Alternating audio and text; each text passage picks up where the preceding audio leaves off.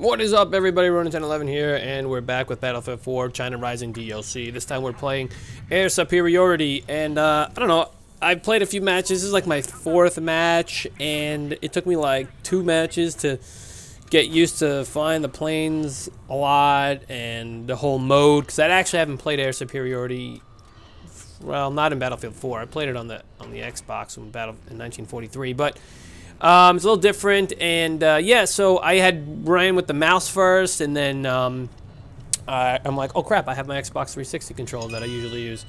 So I basically hooked that up, and if you don't know how to use a 360 controller on your PC, well, then I will tell you.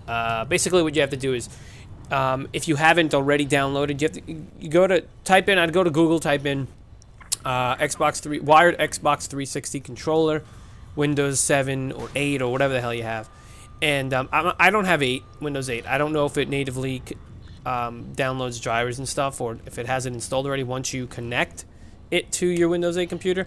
I have Windows 7, and you also need, I have to tell you, a wired controller. It won't work with a wireless with the charging cable. Won't work. You need a wired controller. I have a GameStop one that I bought for like 20 bucks. It's like a used controller or whatever. It works fine. So basically, because the mouse and keyboard, I can fly a helicopter fine with the mouse and keyboard. It's pretty good, but flying a plane is like, ugh, even the helicopter is a little pain in the ass with the mouse. So it's weird. So I like to use a controller when I'm using vehicles on the PC, but when I'm playing console FPS, I like to use my mouse and keyboard. I'm weird. Whatever. So anyway. So you go do that Google search I just said. I'll put the link in the description. Yeah, I'll just probably link the thing in there. But anyway, go there, download the software. It's a specific software. It's small software that enables you to use your 360 controller. Plug in your 360 controller. Boom, recognizes it. You have your little light pops on like it's connected to the Xbox, and you're good to go. Battlefield 4 will, and Battlefield 3 will also automatically use it. You're fine with it. You might have to tweak your sensitivity and your buttons and stuff to know what the buttons do, because it's like button 1, 2, 3, 4, 0. So you have to figure out what all the buttons do. You can reconfigure it. I just ended up, without trying to figure out all the buttons, I just reconfigured the damn thing to what buttons I wanted to use. So it took like 2 matches just to get used to that. And then in that time I realized, okay, so it's a conquest mode. You have to get points as well as kills. So, you know, if you can see, there are these blimps that you have to get. And I'm like, well, how the hell am I supposed to get these blimps? I'm thinking, oh, crap, why don't I just freaking fly around it? So my strategy is mainly from underneath it. I come from underneath it, and I just fly up around it. And hopefully I don't get killed. Usually works pretty well. On my way between them, which you'll see later in the video, on my way between the points, I just barrel roll so I don't get shot at, or if I'm getting shot at. And then you get the points, or you can go from the side and just come around wide on the side. I find it works better from underneath, for me anyway. You're not going to crash or anything like that. So yeah, so moving forward, my loadout for the planes, I haven't unlocked much for the planes. I actually just unlocked, in one of these matches, I unlocked passive missiles. I was using heat seekers, obviously. I used passive missiles. I was trying to, basically the difference is that heat seekers, once you lock on, it's a fire and forget. As you can see, that shot right there, that was a heat seeker. At some point, I switched to passive because I wanted to try them passive.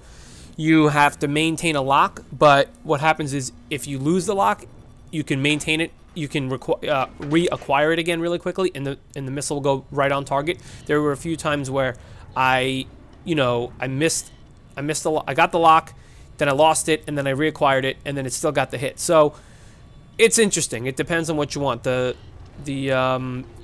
Again, it depends on what you want. I still haven't unlocked a whole bunch of stuff for the jet. I plan to, and the best way to do that is just fly around, try and get kills. If you're not a good pilot, then at least go for the flags and fire at anything that moves.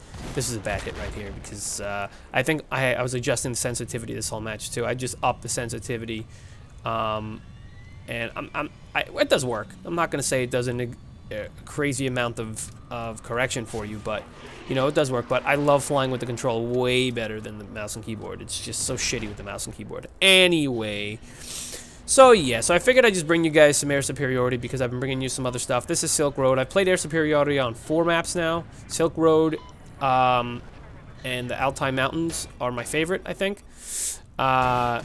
the Dragon Pass one is kind of crappy with all the mountains and stuff. I like the wide open, although the mountains are cool to get away when you're being attacked. However, here's the thing. I'm not the best pilot. As you can see here, I'm not the best pilot. I can fly in a straight line and do barrel rolls. See, there's my barrel rolls going to the points. But basically, I'm getting better at evading. I had watched a video a while ago on Battlefield 3 on how to fly well, and I don't remember anything I watched there. So this is not a video to show you how to fly well. This is just a video on showing you the game mode if you don't have the DLC yet or you haven't played the game mode yet.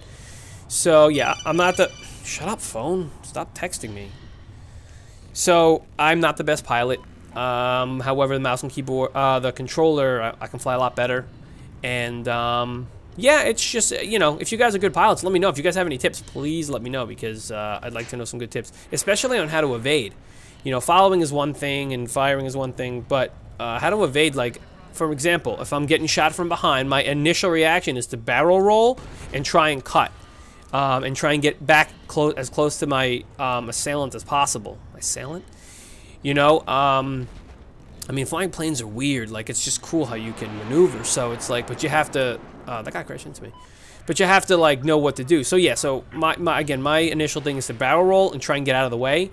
It seems to work. I'd say about 50% of the time. But, you know, with a good pilot, they can follow me. So, again, if you guys have any tips, please let me know, because I have no freaking clue, really. Anyway, yeah, so that's about it. I guess I'm just gonna let you finish watching the video here, because I don't really have anything else to say. And another bad hit right there.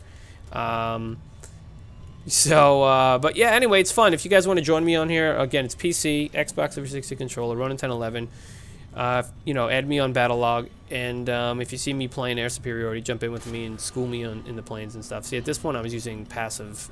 Yeah, I think I was using passive there. Yeah, see, I'm trying to maintain lock, but I still got a hit on him. So, I maintain lock enough for it to graze him or whatever the hell.